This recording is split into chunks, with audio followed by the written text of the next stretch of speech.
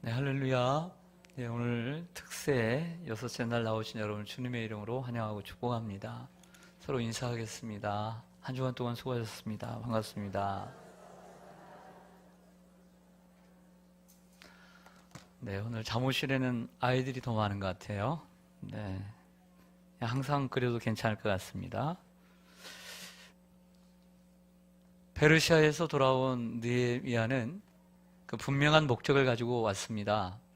그 목적은 100여 년 동안 무너져 있는 예루살렘의 성벽을 세우는 일이었습니다. 이를 위해 4개월 동안 기도를 했고요. 그리고 아닥사스다 왕을 통해 하나님이 응답해 주시고 모든 필요한 제목을 가지고 돌아왔습니다. 하나님의 뜻이긴 하지만 그의 길은 늘 평탄하지만은 않았습니다. 그러한 성벽 재건을 하려고 하자 이러한 사마리아 사람 산발락과 암몬 사람 도비아가 반대를 하고 비웃기 시작을 했습니다. 그리고 어느 정도 이제 성벽이 절반 정도 다 이어지고 그리고 절반 정도 높이가 올라가 있을 때 그들은 더욱더 겁을 내며 그리고 분노를 품고 반대를 하기 시작합니다. 협박을 하고요. 그리고 어느 선까지 올라가게 되냐면 우리가 몰래 쳐들어가서 그들을 도륙하고 그들을 살육하자라고까지 얘기가 되었습니다. 상황이 이러다 보니까 장난이 아닙니다. 그래서 느헤미야는 이러한 공사를 하면서도 어떻게 어떠한 전략으로 그 공사를 단 52일 만에 2달이 안 되는 기간 동안에 그 일들을 감당해 갔을까? 그런 내용이 오늘 적혀져 있는 것이 오늘 느헤미야 4장이라고 할 수가 있습니다. 여러분, 느헤미야는 어떤 전략을 세웠을까요? 오늘 그것을 하나씩 살펴보면서 또 하나님의 지혜를 얻는 시간이 되기를 원합니다. 느헤미야가 선택했던 전략은 첫 번째 기도하는 것이었습니다. 따라서 하겠습니다. 기도하는 것. 9절 말씀을 좀 보실까요? 9절 말씀 같이 읽겠습니다. 9절 시작. 우리가 우리 하나님께 기도하며 그들로 말미암아 파수꾼을 두어 주야로 방비하는데. 아멘. 느헤미야는 이 모든 상황 속에서 먼저 기도하는 것을 선택을 합니다. 항상 모든 것은 기도로부터 시작되어야만 합니다. 왜 기도부터 시작을 했을까요? 왜 기도부터 시작을 했을까요? 모든 것은 하나님이 허락해 주셔야 되고 하나님이 도와주셔야 하기 때문입니다. 사람이 아무리 노력해도 하나님이 도와주시지 않으면 헛될 뿐이기 때문이지요. 그래서 시편 121편 기자는 이렇게 노래를 했습니다. 내가 산을 향하여 눈을 들리라. 나의 도움이 어디서 올까? 나의 도움이 천지를 지으신 여호와에게서로다 라고 했습니다. 자, 이 말은 무슨 뜻이냐면 내가 산을 향하여 눈을 돌리라. 나의 도움이 저 산에서 오는가? 이런 얘기를 하고 있는 거죠. 예루살렘이라고 하는 이스라엘의 수도는 아주 난공불락의 성입니다. 난공불락의 성입니다. 그 이유는 북쪽을 제외하고는 이 모든 삼면이 다 산으로 둘러싸여 있기 때문입니다. 방비하기가 편한 것이죠. 그래서 과거에 항상 아수르나 바벨론이 쳐들어올 때마다 북쪽으로만 쳐들어올 수 있었습니다. 거기 외에는 너무나 모든 삼면이 산으로 둘러싸여 있기 때문에 감히 쳐들어올 수가 없었던 것이지요. 그러나 이 시편 기자는 이렇게 얘기하는 것입니다. 내가 산을 향하여 눈을 들리라. 즉 삼면이 쌓여있는 저 산들을 내가 본다. 내가 산을 향하여 눈을 들리라. 나의 도움이 어디서 올까? 나의 도움이 바로 우리를 지키고 있는 저 산에서 오는 것이 아니라 저 산을 지으신 하나님께로부터 오는 도다. 이렇게 고백하고 있는 것입니다.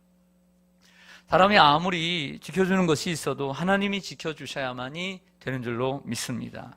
그래서 느헤미야는 이스라엘 백성들과 함께 먼저 하나님 앞에 기도를 했던 것이죠.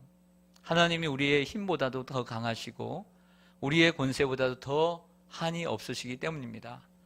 인간의 강한 것이 하나님이 약한 것보다 더 강할 수가 없기 때문이죠. 사랑하는 성도 여러분, 항상 기도하며 시작하기를 소망합니다. 기도하며 시작하는 데는 하나님께서 책임져 주실 줄로 믿습니다. 그러나 느헤미야가 그러면 기도하고 끝냈느냐? 그렇지 않고 또 다른 전략으로 나아가게 됩니다. 그것은 무엇이냐면 그들이 엄포를 놓았기 때문에 기습 전술을 통해서 기습적으로 침투할 것이라고 말했기 때문에 파수꾼을 세우는 일을 두 번째로 하게 되었습니다. 그래서 9절에도 먼저 하나님 앞에 기도하고 그들로 말미암아 파수꾼을 두어 주야로 방비를 했습니다. 즉 하루에 몇 팀이든 세 팀이든 네 팀이든 두 팀이든 나눠가지고 주야로 방비하면서 혹이라도 적이 기습적으로 침투해 올까 두려워하며 또 지켰던 것이죠. 그럼에도 불구하고 안타깝게도 파수꾼을 세웠지만 유대인들의 사기는 급격히 떨어졌습니다. 그리고 유대인들 사이에 이러한 패잔병의 노래가 흘러나왔습니다. 10절을 보시겠습니다. 여러분들 가지고 있는 느헤미야 4장 10절. 유다 사람들은 이르기를 흙 무더기가 아직도 많다 적다. 많다는 것은 아직도 공사할 게 많다는 것이죠. 짐을 아르는 자의 힘이 다 뭐했다.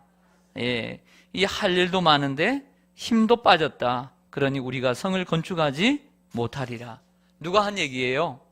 유다 사람들이 한 얘기입니다. 지금 성전을 건축하는 사람들이 하는 얘기죠. 뭐냐면 마음속에 이제 하고 싶은 생각보다는 못할 것 같다라고 하는 생각이 더 많이 들었던 것입니다. 사기가 떨어지고 말았습니다. 유대인들은 낙심과 절망과 패배 의식 속에 빠지게 되었습니다. 피로도 누적되고 아직도 흙은 많이 쌓여 있고 할 일은 많은데 힘도 빠져 있고 그리고 이렇게 방해하는 방해꾼들도 많으니 어떻게 한단 말인가? 결코 우리의 건축하지 못하리라. 이렇게 패배의식에 사로잡혀 노래를 불렀던 것이죠. 유대인들의 사기가 땅에 떨어진 것을 눈치챈 적들은 이때가 혹이다라고 생각하고 유대인들의 숨통을 더욱 옥죄는 무서운 소문을 퍼뜨리기 시작을 합니다. 11절을 보시겠습니다. 무슨 소문을 퍼뜨리냐면 우리의 원수들은 이르기를 그들이 알지 못하고 보지 못하는 사이에 우리가 그들 가운데 달려들어가서 사륙하고 역사를 그치게 하리라 하고 이런 말을 퍼뜨린 것입니다. 그들이 알지 못하고 보지 못하는 사이에 갑작스럽게 그들 가운데 들어가서 그들을 사륙하고 그리고 그들의 역사란 히스토리라고 하는 역사가 있지만 여기에 역사란 건물을 짓는 이러한 역사를 얘기합니다. 즉 성벽 재건을 그치게 하리라 라고 소문을 퍼뜨렸던 것이죠. 소문일 수도 있고 진짜일 수도 있겠지만 이러한 소문에 이스라엘 백성들은 더더욱 두려움을 갖게 되었습니다. 그런데 더 두려움을 갖게 된 이들은 그 예루살렘 성 안에서 성벽 공사를 하는 이들이 아니라 이 이스라엘의 유다에 흩어진 가족들이 더 겁을 먹었습니다. 이 소문이 어느 정도 퍼졌냐면 예루살렘뿐만 아니라 유대 전역에 퍼져버렸다는 거예요. 그래서 그 공사에 참여하는 사람이 아니라 참여치 않은 가족들이 이 공사판에 올라와서 공사하는 가족들에게 10번이나 왔다는 거예요. 성경에 보니까 10번이나 찾아와서 하는 말이 그만하고 너 목숨이 위태로우니 빨리 집으로 돌아가자 이렇게까지 얘기를 했다는 것입니다. 10번이나 찾아왔다는 것은 꼭 10번을 얘기하는 것이 아니라 많다라고 하는 것을 얘기하겠지요. 그리고 그런 얘기까지 한 걸 보니까 얼마나 이 소문이 많이 퍼져 있었던지를 우리는 짐작할 수가 있습니다. 그렇다면 여러분도 어떻게 할까요? 이 정도 되면 네?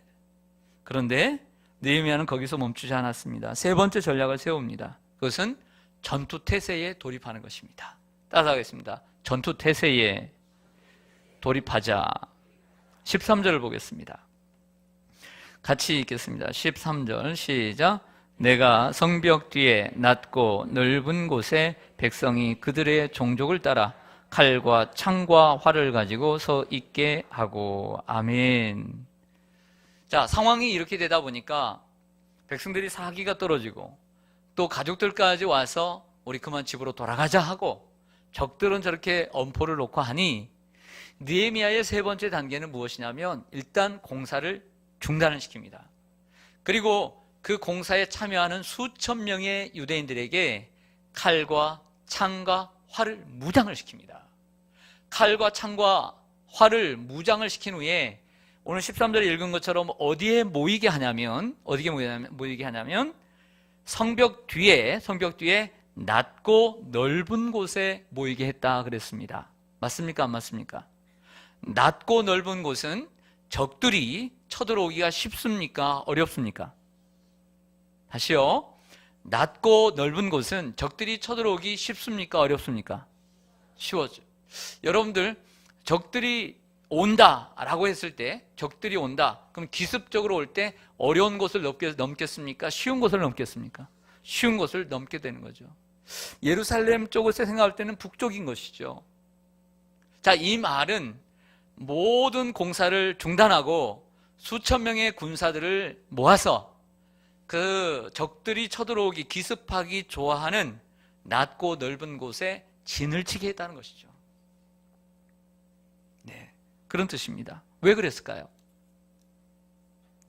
그들이 기습적으로 들어온다고 했으니까 그들이 기습적으로 들어오는 곳은 아마 그곳일 것입니다. 낮고 넓은 곳. 그러므로 그도 그곳을 차단함으로써 그들의 계획을 무마시키려고 하는데 목적이 있었던 것이죠. 얼마나 탁월합니까? 대단히 탁월한 전술이고 전략입니다. 여러분, 또한 이렇게 세웠습니다. 가족별, 종족을 따라 칼과 창과 활을 가지고 서 있다 그랬습니다. 가족별로 단위를 세운 이유는 내 가족은 내가 지킨다. 내 가족은 내가 지키리라고 하는 이러한 어떤 사명감에 불타오르게 했다라고 하는 것이죠.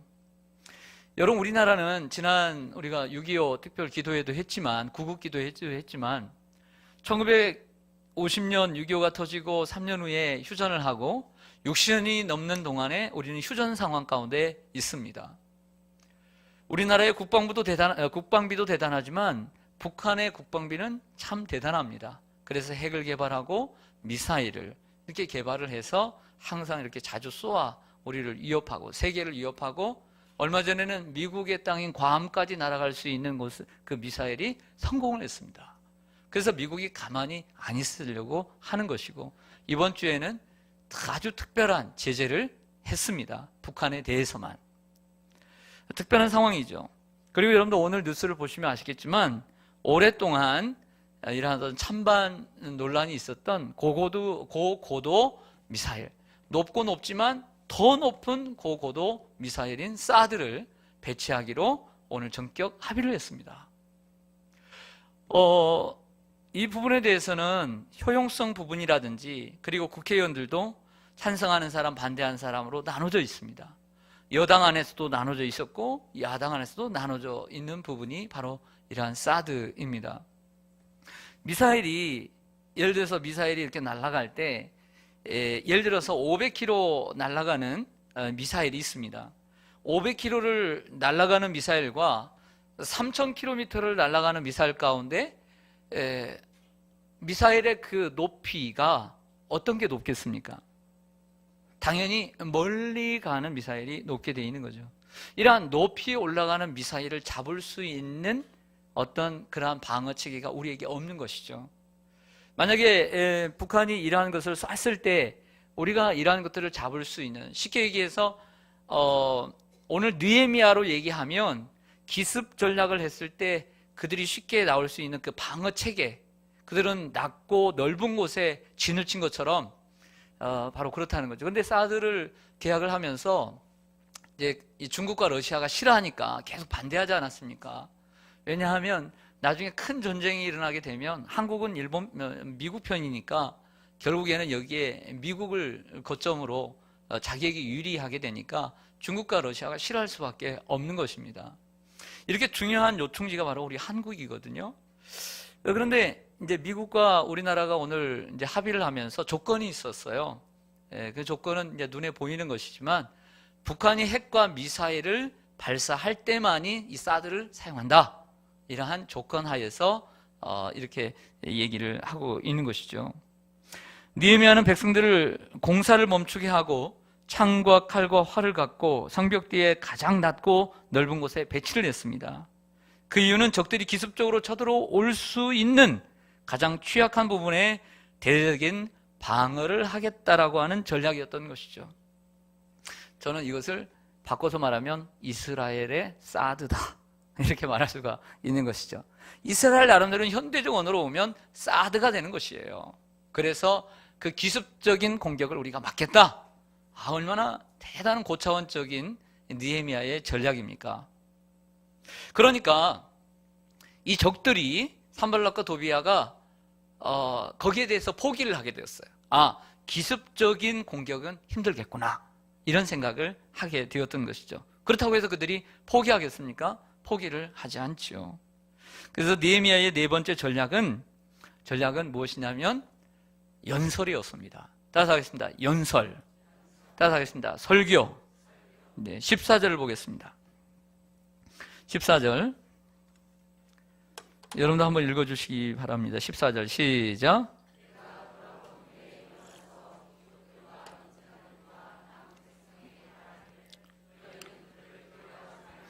지극히 크시고 두려우신 주를 기억하고 너희 형제와 자녀와 아내와 집을 위하여 싸우라 하였느니라. 아멘.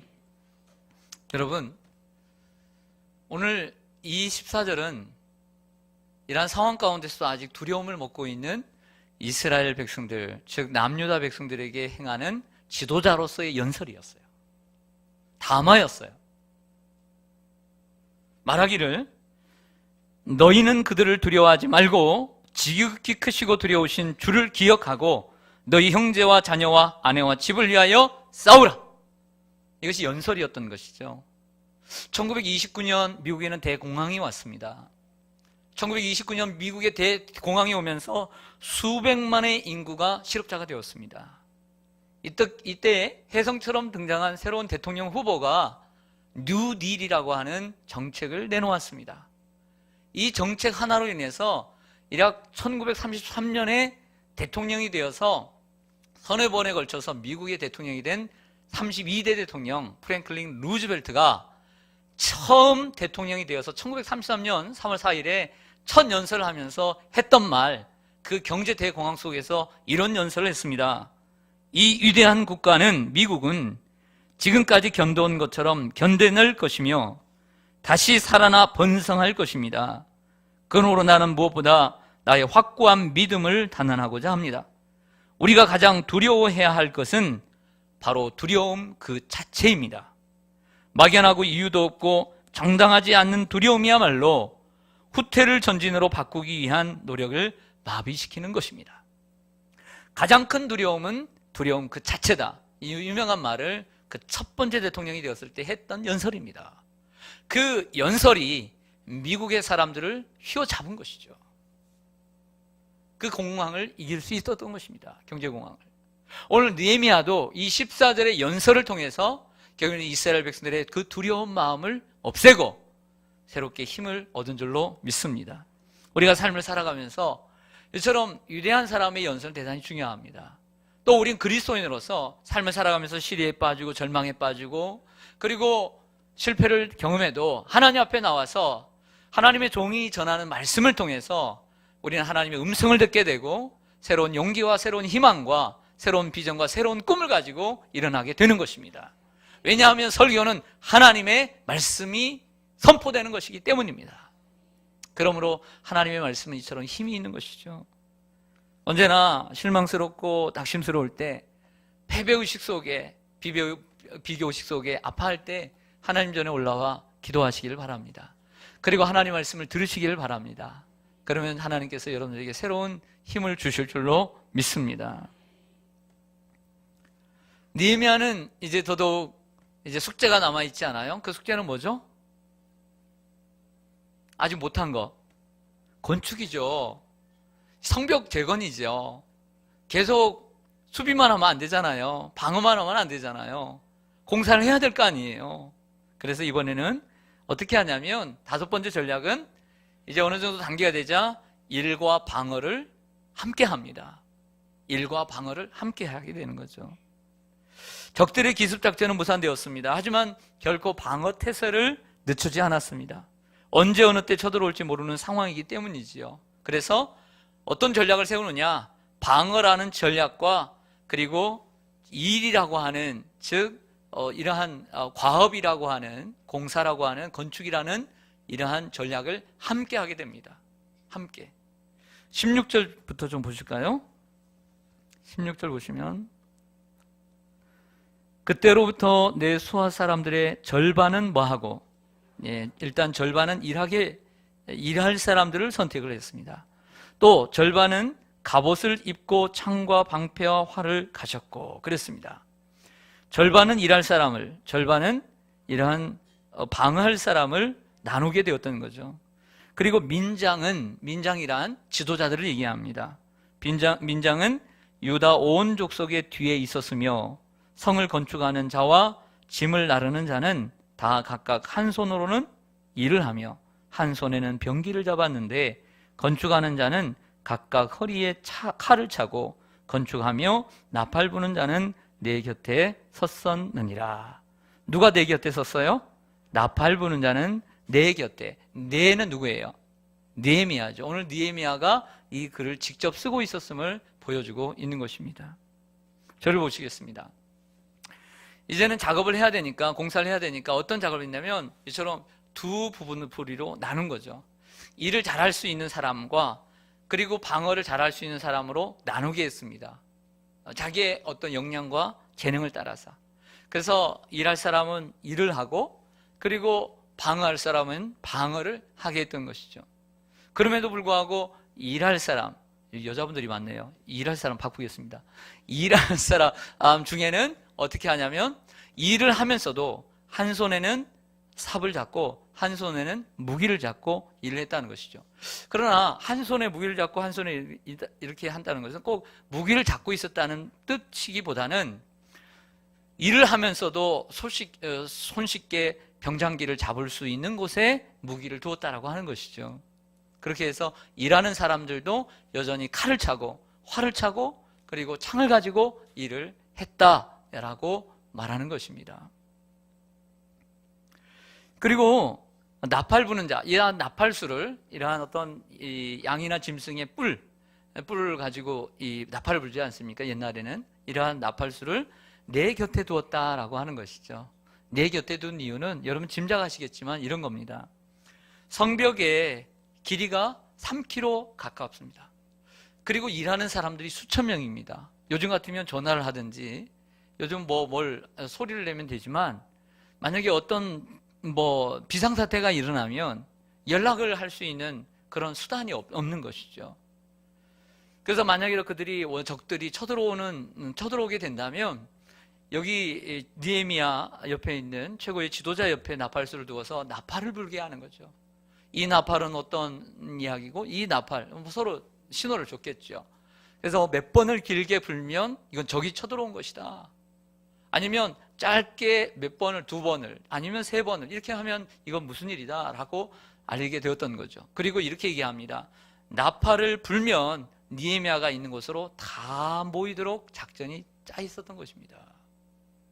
이렇게 계획을 하고 이제 계속해서 일을 해 갔던 것이죠.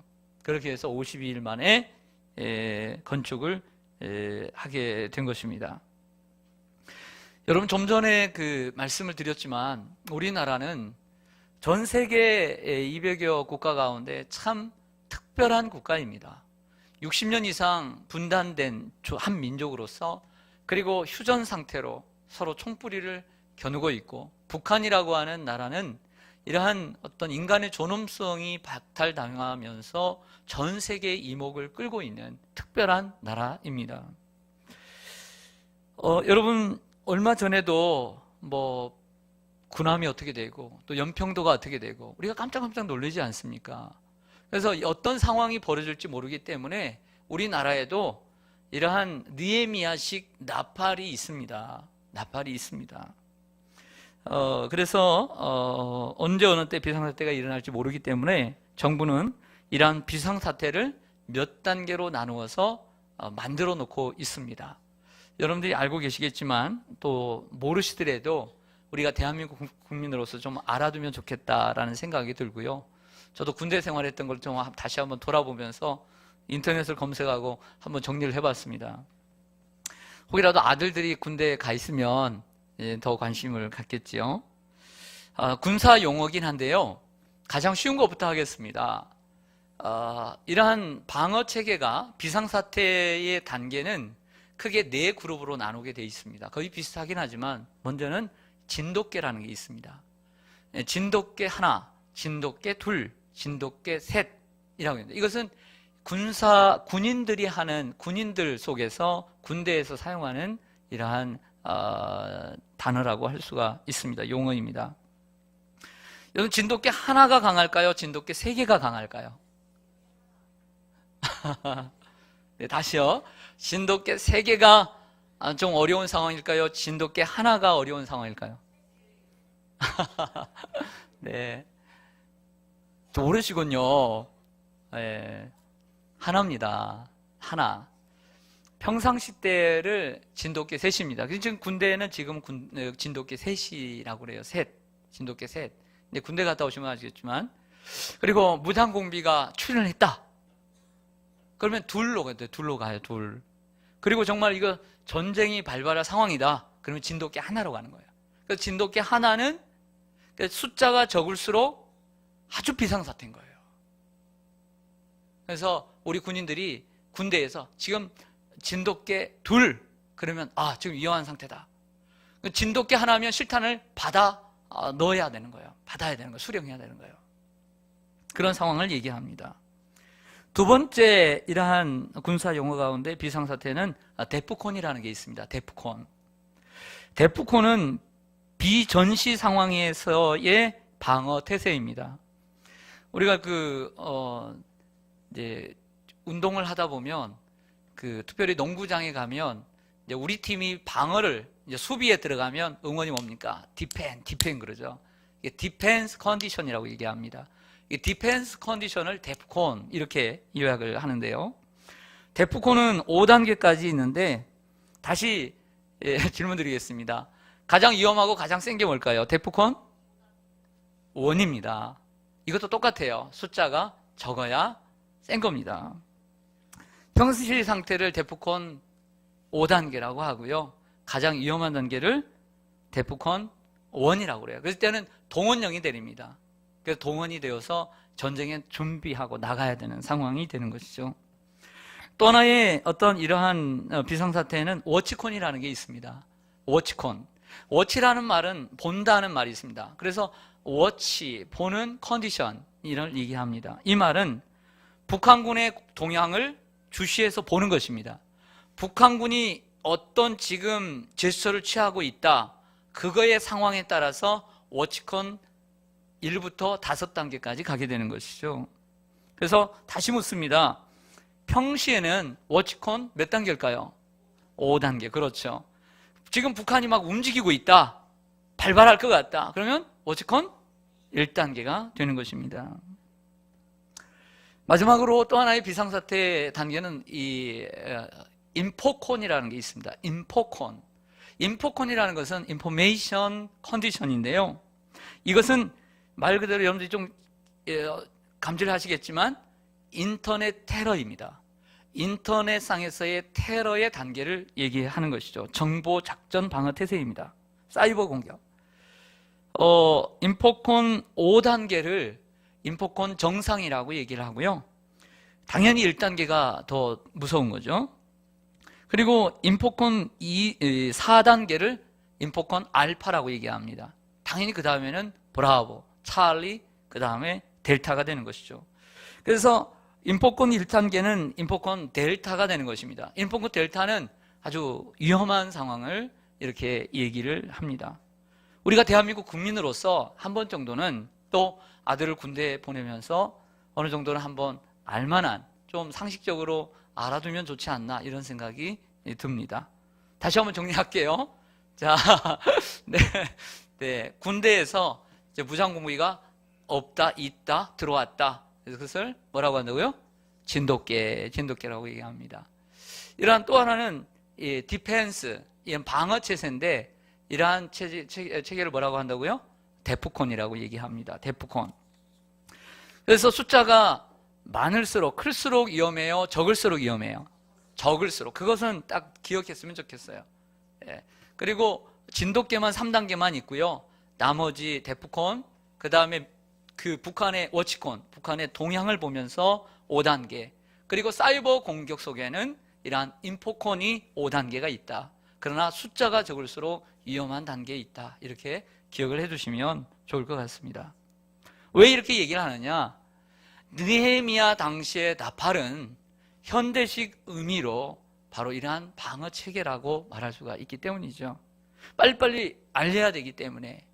그러니까 그때 당시에 볼 때 이 느헤미야의 머리는 정말 비상했다라고 말할 수가 있는 것이죠. 이러한 비상 연락망이라고 볼 수가 있습니다. 사랑하는 성도 여러분, 말씀을 좀 정리하겠습니다.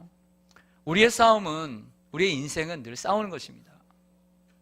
특별히 우리 신앙인으로서 우리는 영적인 싸움과 영적인 전쟁 가운데 살아갑니다.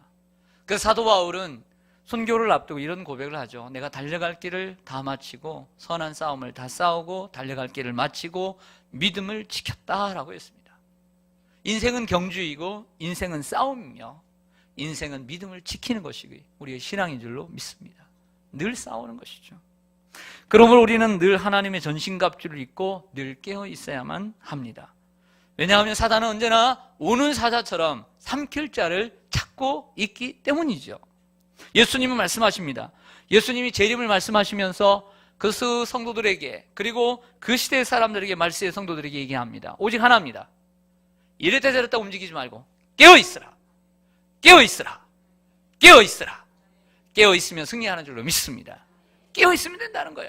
그래서 마태복음 13장 14장의 모든 종합적인 결론이 뭐냐? 깨어있으라. 시험에 들지 않도록 그 날에 밝히 웃을 수 있도록 깨어있으라고 말씀하고 있는 거죠. 사랑하는 성도 여러분, 우리는 2016년 하반기는 미래관 건축이라고 하는 큰 역사를 우리는 하고 있습니다.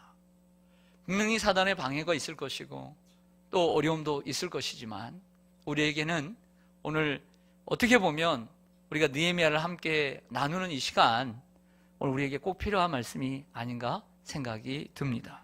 사랑하는 여러분, 더 깨어 기도하기를 원합니다. 왜 제목을 더 깨어 기도해야 하는가라는 제목을 정했는데, 그건 무슨 얘기냐면, 우리가 지금 건축을 시작하면서 2주 동안 기도하는 것은 하나님의 은혜이고 또 때를 맞춰서 하나님의 은혜를 주셨지만, 여기 2주 동안 기도했다고 해서 우리가 뒷짐짓고 있어서는 안 된다는 것이죠. 더욱더 그 많은 시간, 6개월이라고 하는 그 시간 동안 하나님께서 더 빠른 이루어 주시면 또 좋고요. 더 우리는 그 방해가 있다는 것을 기억하고 더 깨어서 더 기도해야 되는 시간은 지금 못지않게 우리가 지금 이제 공사를 하고 역사를 이루는 그 시간 동안에 더 깨어 있어야 할 줄로 믿습니다. 그렇기 때문에 오늘 더 깨어 있어야 되는 시간이라고 제목을 정했던 것이죠. 사랑하는 여러분, 기도는 창과 방패보다 강합니다. 기도가 우리를 지켜주는 것입니다. 기도가 왜 우리를 지켜줍니까? 기도는 우리가 하나님을 바라보는 것입니다. 기도는 우리가 하나님을 의지하는 것입니다. 기도는 하나님의 도움을 구하는 것입니다. 기도가 중요하다는 것은, 기도가 강하다는 것은 우리가 하나님이 강하다는 것입니다. 그러므로 늘 기도함으로 하나님의 능력을 힘입어야 될 줄로 믿습니다. 하나님이 우리를 지켜주십니다. 건축 중에도 끊임없이 기도해 주시기를 간곡히 부탁드립니다. 기도가 가장 큰 사역입니다. 우리 20절 말씀을 읽고 마치겠습니다. 20절입니다. 시작. 너희는 어디서든지 나팔 소리를 듣거든 그리로 모여서 우리에게로 나아오라. 우리 하나님이 우리를 위하여 싸우시리라 하였느니라. 아멘. 따라서 하겠습니다. 우리 하나님이 우리를 위하여 싸우시리라. 할렐루야. 적을 이길 수 있는 비결은 하나님의 도우심을 얻는 것입니다. 하나님께서 우리를 위해 싸우실 줄로 믿습니다. 기도하겠습니다.